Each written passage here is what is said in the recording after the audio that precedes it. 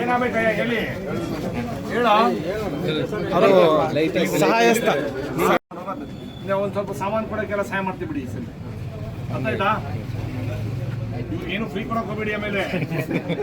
ಮತ್ತೆ ಲಾಸ್ ಆಯ್ತದೆ ಸಾಮಾನು ಕೊಡ್ಸಕ್ಕೆ ಒಂದು ಸ್ವಲ್ಪ ಸಹಾಯ ಮಾಡಿ ಅಂಗಡಿಗೆ ಸಾಮಾನು ಕೊಡ್ಸಕ್ಕೆ ಒಂದು ಸ್ವಲ್ಪ ಬದುಕೊಡೋಕೆ ಏನು ಸಮಸ್ಯೆನೇ ಇಲ್ಲಲ್ಲ ತೊಂದರೆನಿಲ್ಲ ಆಪರೇಷನ್ ಯಾಕೆ ಮಾಡಿಸ್ಕೊಳ್ಳಿಲ್ಲ ನೀವು ಹೋಗಿರಲ್ಲ ಆಗೋದು ಅವಾಗೇ ಮಾಡಬೇಕಾಯ್ತು